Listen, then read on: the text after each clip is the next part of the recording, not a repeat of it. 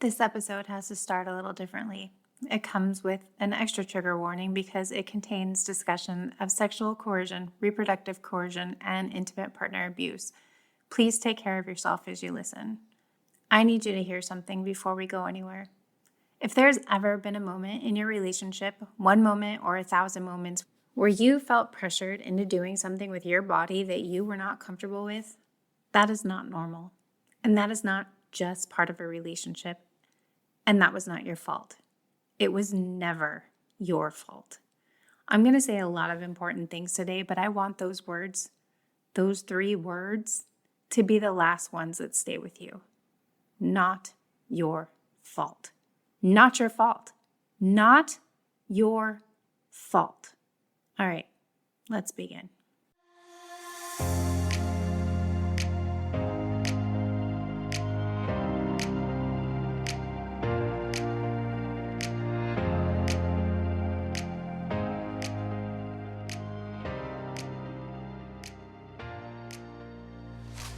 Hi, I'm Lisa, and this is the Pattern Breakers Collective, the podcast for women who are done sleepwalking through relationships that were never designed for them to thrive in. Week after week, we dig into the psychology of why we get stuck, why we stay, and most importantly, how we break free. Before we go any further, I want to offer a quick disclaimer because it matters. When I talk about relationship abuse and coercive dynamics, you'll often hear me use the pronoun he for the person causing harm. That's because the patterns I've studied and the women I've worked with and my own lived experience align with that framing. But I want to be clear. Abuse does not belong to one gender. Anyone can be harmed and anyone can cause harm. And this space is for anyone who sees themselves in these stories regardless of how their relationship looks from the outside. And today we're going somewhere that many of you have been waiting for someone to take you. We're talking about sexual coercion inside of relationships. And before you brace yourself, I want you to take a big breath. You are safe here, and this is exactly the kind of conversation that changes things.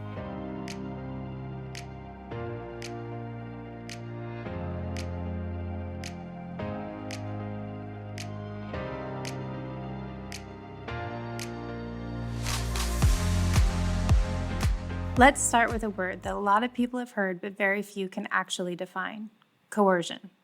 Coercion is not the same as force. It doesn't always look like a threat. It doesn't require physical violence.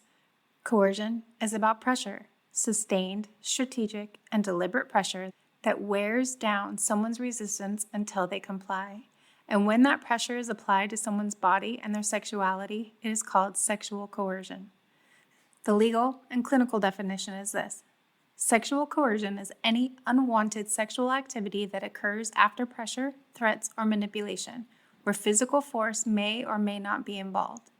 And I want to be very clear. This can absolutely happen inside of a committed relationship, inside of a marriage, inside of a relationship that you have been in for years. Here's what's important to understand about consent first, because this is the foundation of everything. Consent is not the absence of a no. Consent is a freely given, enthusiastic, ongoing yes. Every single time, full stop. Anything that interferes with your ability to give that freely given, enthusiastic yes, that crosses a line, even if it happens in your bedroom, even if it happens with someone who says they love you. So what does sexual coercion actually look like? Because this is where it gets confusing for a lot of women. It doesn't always feel violent. It often feels exhausting. It feels like wearing down. It looks like being asked and asked and asked until you finally give in just to make it stop. It looks like being guilted. Oh, I thought you loved me. Oh, you never want to be close to me anymore. It looks like being told that intimacy is your duty, that it's what a good wife does, that he needs it. It looks like being pressured when you're sick, when you're exhausted, when you've just had a terrible day, and when you are clearly not okay. It looks like being touched when you're asleep or partially asleep without your consent. It looks like being told that what happened was your idea, even when you know it wasn't. It looks like having your no treated like a negotiating position rather than an answer. It looks like being made to feel broken or selfish for not wanting sex. And one I want to name very specifically because it shows up more often than people realize: reproductive coercion. That's when a partner sabotages your birth control, pressures you about pregnancy decisions, or uses the possibility of pregnancy as a way to control your body and your future. This is coercion. It is abuse. And it is far more common than most people know. Now, the number that stops people cold every single time I share it. According to the CDC's most recent National Intimate Partner and Sexual Violence Survey data collected just in 2023 and 24, nearly 1 in 5 women in the United States has experienced sexual coercion in her lifetime. 1 in 5.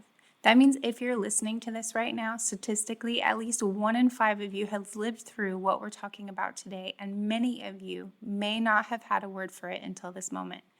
And here's the thing I need you to hear. Being in a relationship does not mean that you consented. Being married does not mean that you consented. Having said yes before does not mean that you consented today. Your body is still yours. Always. There is no relationship, no vow, no history that transfers ownership of your body to someone else.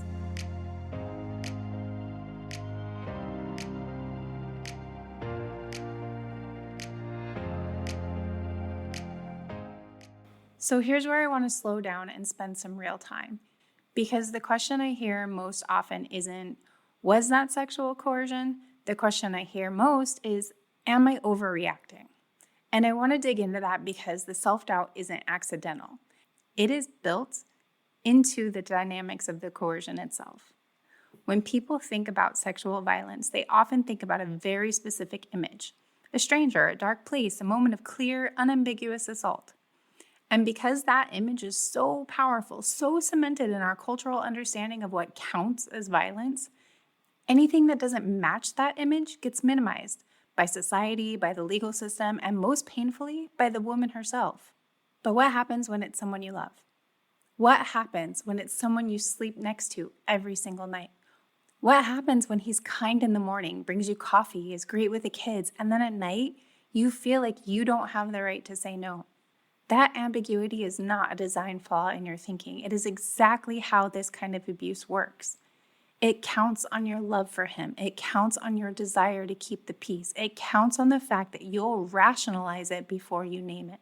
People like me who study intimate partner violence have a phrase for this: coercive control. It's not a single incident. It's a pattern, a sustained climate of pressure, fear, and control that makes it nearly impossible for a person to trust their own perceptions. You start to think, maybe I'm too sensitive. Maybe I misread that. Well, he said I wanted it, so maybe I did. That's the confusion talking. That's the coercion working exactly as intended. There's also something called fawning, a trauma response where instead of fighting or fleeing, a person appeases the source of threat to keep themselves safe. When you go along with something that you don't want to because the alternative feels dangerous or painful, you're not consenting. You are surviving. And there's a profound difference between those two things. I've worked with women who didn't realize that it had been happening to them for years, literally years, because every time they started to name it, something pulled them back. His reaction, their own doubt, the voice that said, but he loves me, or it wasn't that bad, or he never hit me. And here's what I want to say about that with everything that I have. Your discomfort is not nothing. Your body's no does not require a perfect explanation or a dramatic story. If something felt wrong, that matters. You do not need a bruise or a police report to validate what happened to you. I'm going to take a moment here and share something personal because I think there's a particular kind of loneliness that comes with this experience. The feeling that you're the only one, the feeling that something must be wrong with you, and I want to break that open. I have lived some of what we're talking about today inside of my own relationships in a place where I was supposed to be safe. I'm going to start with the thing that might surprise you the most. There was a point in my relationship where I was so afraid, so genuinely afraid of being forced into a pregnancy that I did not want, that I lied about a medical procedure. I told him it was for something else, and I had my tubes tied. Let that sink in for a second. I felt such a complete loss of control over my own reproductive future, my own body, that I had to find a way to quietly, secretly protect myself.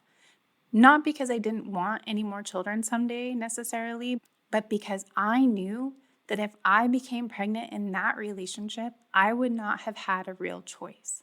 And that terrified me more than the procedure itself.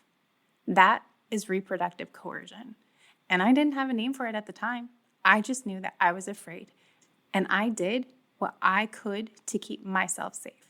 There were nights in a different relationship, and this is harder to say out loud even now, when I would wake up with the person who said he loved me doing things to my body. And in the morning, he would tell me that I had started it, that I had wanted it, that I had been the one initiating things and all over him. And there were moments where I genuinely questioned myself and I thought, God, is it possible that I don't remember? Did I do something in my sleep? Am I losing my mind? And I would just stay quiet. That's not consent. That's not a gray area. That is a person doing whatever they need to do to get through something that should never have been happening in the first place. What I want to name is this. The part that did the most damage wasn't even the events themselves. It was the confusion that followed. The way I turned on myself. The way that I tried to find the version of the story where it wasn't what I thought it was. I knew the language of abuse. I grew up in it, and still, I questioned myself. That is how powerful the dynamic is. That is how deep the self-doubt goes when you are living inside it. Over time, I started noticing patterns. I started paying attention to the way my body felt before these moments happened. The low-grade dread that would settle at a certain time of night, the way I'd brace myself on certain days, the way I had, without even realizing it, developed a system for managing the situation, predicting it, deflecting it, surviving it. Those were the moments I started understanding what had been happening. Not a dramatic confrontation, not a single aha moment, just a slow, quiet recognition. This is not what a relationship is supposed to feel like in your body. If you're nodding right now, if any part of this resonates, I want you to know that you are not alone. You are not broken, and your experience is so real.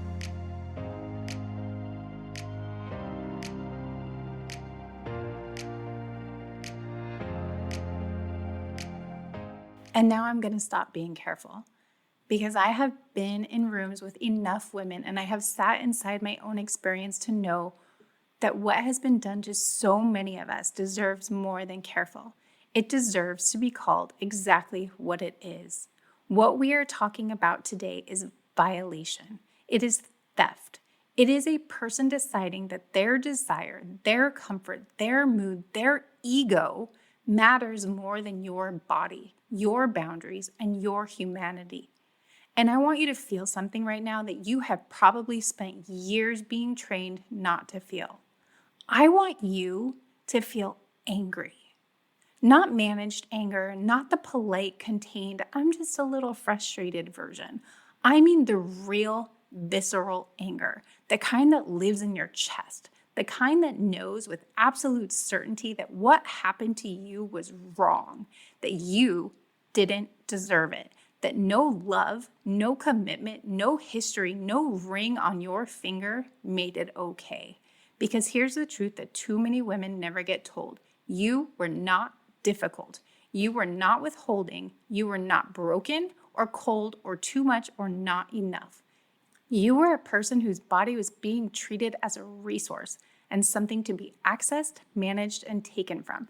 And when you instinctively resisted that, when your body said no, and when your gut said stop, and when you went quiet or still or somewhere else in your mind, you were not failing, you were surviving. Let me name what was actually happening in those moments, because I think this is where the anger becomes very specific, and specific anger is clarifying anger. When he kept asking after you said no, that was not persistence out of love. That was a man who decided that your no was a negotiating position, that it was an obstacle to work around rather than an answer to respect. He looked at your boundary and consciously, deliberately chose to not honor it. That is not a misunderstanding. That is a decision. and you are allowed to be fucking furious about it. When he guilted you, oh, I thought you loved me. You never want to be close anymore. Other women don't have these issues. He was weaponizing your love for him. He took the most tender thing, the most vulnerable part of you, and used it as leverage. He made your compassion into a tool against you that is manipulative, it is cruel, and you are allowed to be fucking furious about it. When he came to you, when you were exhausted, half asleep, or in the middle of tears, when he chose those moments specifically, he was not misreading the room. He knew. He exploited the moments when your defenses were lowest, when you were least able to advocate for yourself, when your capacity to say no clearly was compromised by grief or exhaustion or trust. He knew it, and he did it anyway, and you are allowed to be fucking furious about it. When he told you that you wanted it, that you started it, that you were imagining things, that you were too sensitive, that what happened was different from what you know happened. He was not confused. He was rewriting the story in real time to protect himself from accountability. He was making you doubt your own mind so that you wouldn't trust your own experience enough to name it, report it, or leave. That is not love. That is someone covering their tracks, and you are allowed to be fucking furious about it. I want to be very direct about this because I think women have been told the opposite their entire lives. Your anger is not the problem here. Your anger is not ugly. Your anger is not something to manage or minimize or apologize for. Your anger is the appropriate, proportionate, fully human response to having your body treated as something that belonged to someone else. Your problem was never the reaction. Your problem was what happened to you. Researchers who study coercive control have documented something important. The behaviors we're talking about, the wearing down, the guilt tripping, the gaslighting, the exploitation of vulnerability, these are not accidents or emotional outbursts. They are patterns, they are repeat, they escalate, and they exist alongside other forms of control in the vast majority of cases. He was not occasionally thoughtless about your body. He had built an entire system where your body was not fully yours, and that system was deliberate. So when the anger rises, when you listen to this and something hot and real moves through you, I want you to let it. Don't breathe it away. Don't talk yourself out of it. Don't rush to the part where you're being fair to him or seeing both sides. There are not two equal sides in this. There is a person whose body was violated, and there is a person who violated it. That is the story. You are allowed to hold that story without softening it. And I will say this one more time because I need you to hear it deep in your bones. He made choices, not mistakes, choices. Sustained, repeated, deliberate choices to override your boundaries because he believed on some level that your comfort mattered less than his want. That is who he showed you he was. And the damage those choices left in your body and your mind and your ability to trust yourself, that is real, that is significant, and it deserves to be treated exactly that serious. You are not dramatic. You are not overreacting. You are a person reckoning with something that was genuinely done to you. And your anger about it, fuck yes, it is righteous.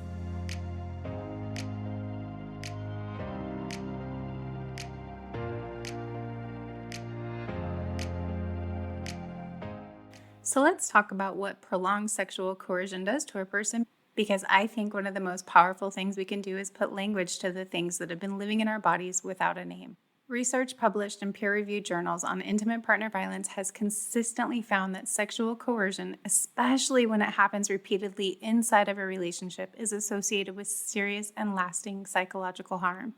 Studies show significant associations between sexual coercion and post-traumatic stress disorder. And I want to be clear about what PTSD actually is because there's a misconception that it only happens after dramatic single events, like war or an assault in an alley.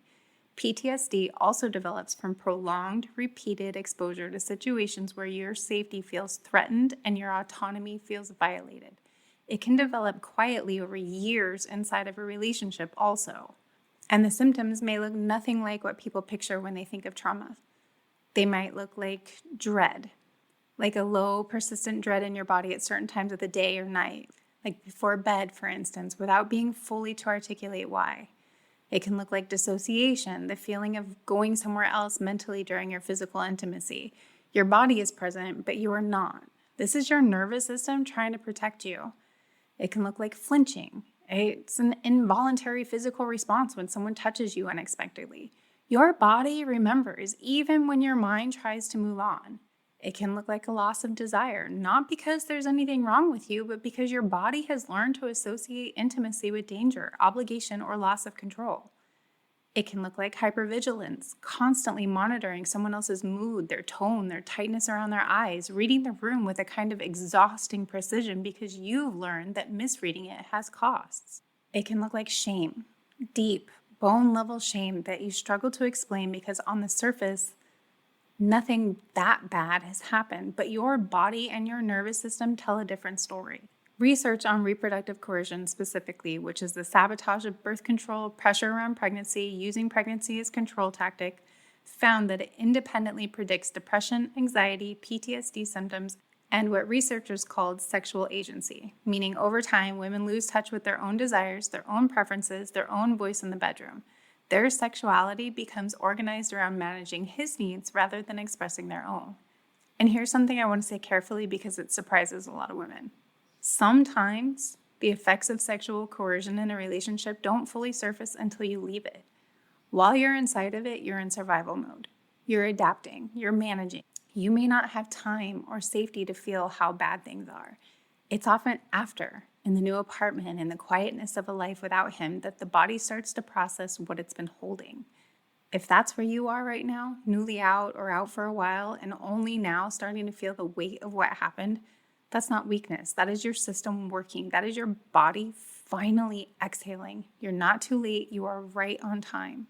Now I want to take a step back for a moment and talk about something we see over and over again in public life, in scandals and courtrooms and the testimonies of women who finally spoke, because understanding the patterns in extreme public cases can actually help us recognize the quieter versions of these same patterns in our own lives. There's a pattern that comes up repeatedly in cases where powerful men abuse the women around them. And that pattern is this. These men don't typically start out with overt violence. They start with grooming, small boundary violations, testing to see what you'll tolerate, building a climate where you feel indebted, afraid, or convinced that what's happening is normal, even that it could be desired. And then gradually, the violations escalate. What makes this relevant to everyday relationships, not just the high-profile cases you've seen in the news, is that the mechanics are identical. The grooming happens, the slow escalation happens, the gaslighting happens, and the woman ends up in a place where the harm is real and significant, but she struggles to name it because it arrives so gradually that she can't point to a single moment where it all went wrong. There's also a pattern in how institutions respond to these situations, or fail to respond in a better term. In family systems, in religious communities, and social circles, the response to a woman naming what happened to her is often not, "Oh, we believe you," but rather it's, "Are you sure?" Or have you considered what this is going to do to him? Or maybe you're just being too sensitive. This is called secondary victimization, and it compounds the harm because not only did someone violate her, but now the systems around her are violating her. The people who were supposed to protect her told her the experience wasn't real. I also want to name something specifically for the women listening who may be in communities where marital or religious frameworks are used to justify sexual access. There are belief systems that teach women that their body is not their own, that it belongs to their husband, that a refusal is spiritual failure, that submission is the definition of a good wife. I want to say this as clearly as I know how. No genuine faith tradition requires you to surrender your body against your will. And if someone has used scripture or tradition or community pressure to override your boundaries, that is spiritual abuse in addition to sexual coercion, and you are allowed to challenge it. These patterns exist across cultures, communities, income levels, and education levels. Sexual coercion inside relationships does not discriminate. It happens in relationships that look perfectly normal from the outside. It happens in homes that look happy on social media. It happens in church pews and at neighborhood barbecues. It hides inside love or whatever love looks like. And that is exactly why naming it matters so much.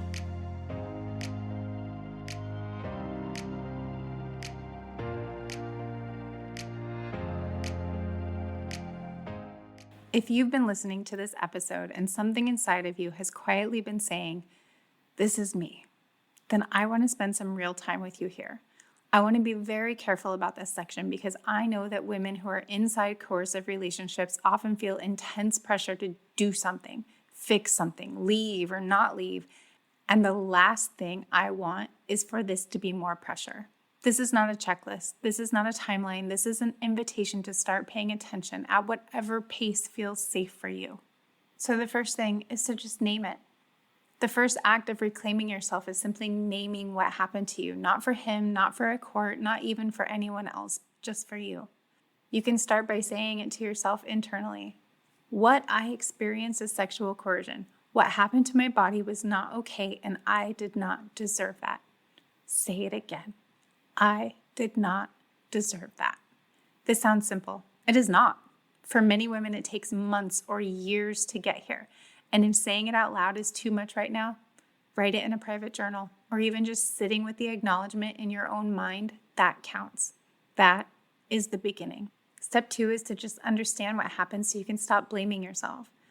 One of the most important things that you can do for your own healing is to understand the psychology of what happened. Not to excuse him, but to stop torturing yourself with the idea that you should have known better, done differently, left sooner. Coercion is designed to confuse. The self-doubt you feel is not a character flaw. It is a predictable, documented response to a specific type of manipulation. When you understand that your confusion was manufactured by his behavior, you can stop treating it as evidence against yourself. I strongly encourage you to seek out a therapist who specializes in trauma and intimate partner violence. Not just any therapist, someone trained in this specific area. Modalities like trauma-focused cognitive behavioral therapy, EMDR, and somatic approaches can be particularly effective for the kind of body-level trauma that sexual coercion creates.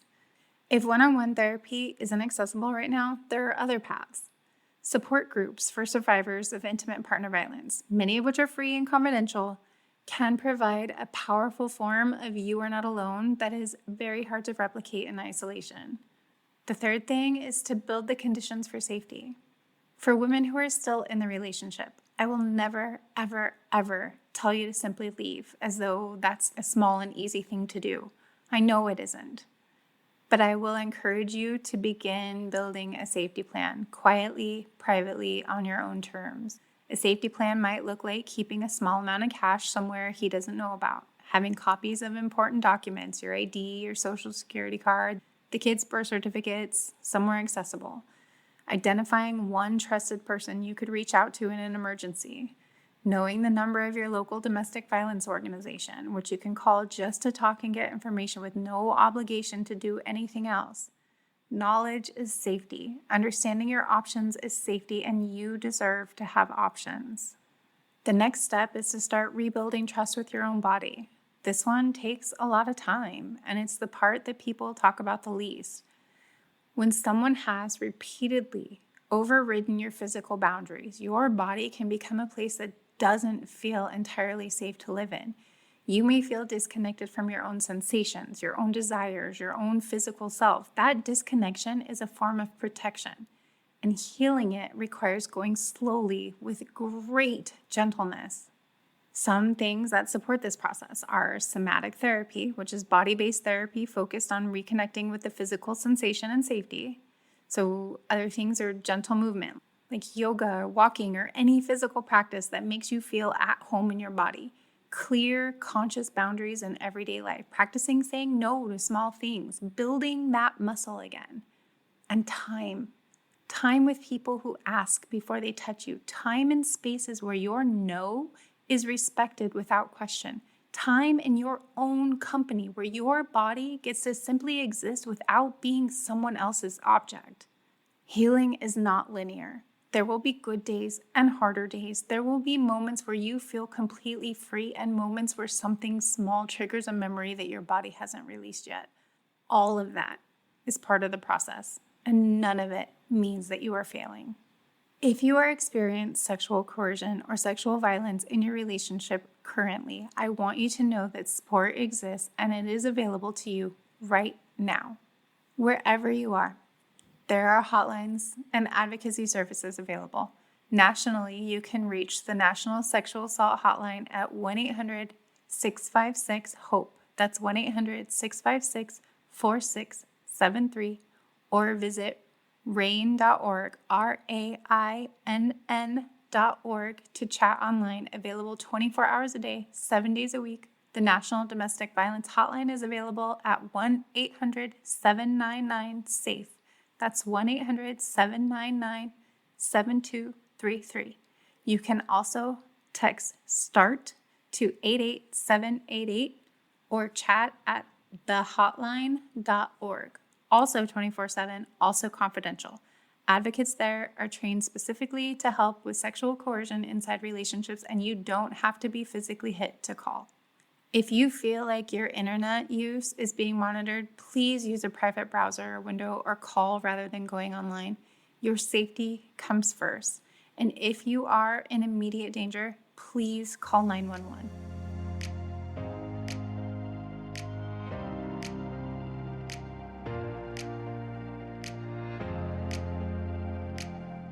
Before I let you go, I want to do something a little different. I don't want to wrap this up neatly. I don't want to tie it with a pretty bow, because what we talked today is not a neat thing, and you don't deserve a tidy ending that lets you slip back into normalcy without sitting with what just moved through you. So instead, I want to say a few things, and I want you to actually hear them. Whatever happened to you, whether you have a name for it now or whether you're still in the fog figuring it out, it was real. Your body knew it was real, even when your mind tried to talk you out of it. Your nervous system registered it even when you told yourself you were overreacting. The dread, the exhaustion, the flinching, the going somewhere else in your mind, that was your body trying to protect yourself from something that should have never happened in the first place. Trust that body, your body. It has been telling you the truth this whole time. And now let's talk about the anger. If you're sitting somewhere right now, in your car, in your kitchen, with your earbuds in at the gym, and something inside of you is burning, I want you to know that fire has a name. It's called truth. It's called justice. It's called a woman finally giving herself permission to stop being small about what was done to her. You were probably taught to manage your anger, to soften it, to worry about what it would mean for him if you were too loud about it, too clear, too unwilling to see his side. You were taught that your rage was the dangerous thing, that it could break something, ruin something, or hurt someone. But here's what I know to be true from my own life and from the lives of every woman that I have sat with who has walked through this. The anger does not destroy you. The suppression of it does. The women who heal fully, deeply in their bones are the ones who let themselves feel the full weight of what happened, who stop minimizing it, who stop saying it wasn't that bad, or he wasn't always like that, or I stayed quiet, so it must have been partly my fault. They are the ones who look at it squarely and say, that was wrong, and I did not deserve that. And I am furious. And I'm going to let that fury move me forward instead of burying me alive. So if you need to cry, cry. If you need to scream, do it. If you need to write it all down and then burn the paper, do that too. Just don't burn the house down with it. If you need to call someone and finally say out loud what you've ever thought, call them. Today, let that anger be what it is. Because on the other side of it is something extraordinary. On the other side of it is a woman who knows exactly what she will and will not accept, who does not negotiate with her own safety, who trusts herself so completely that no one can talk her out of what she knows to be true, who takes up space in a relationship, in a room, in her own body without apology. That woman exists inside of you right now. She has always been there. She has been there through every moment he made you doubt yourself. She is the part of you that knew. She is the part of you that sent you to this podcast today. I want to close with 3 things I need you to carry with you. Not just hear, carry. First, Your body is yours, completely, unconditionally, not sometimes, not when he's in a good mood, always.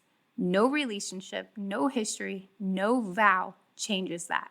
Your body is yours. 2, what happened to you was wrong. Not complicated, not nuanced, not a gray area where he has a point to. Wrong. You are allowed to call it that. You are allowed to hold that without softening it. And 3, the anger, keep it. Refine it, use it, not to destroy yourself, but to refuse ever again to be made small. You came here today because some part of you is ready. Honor that part. She is trying to get you home to yourself. Until next time, keep breaking every pattern that was never yours to carry.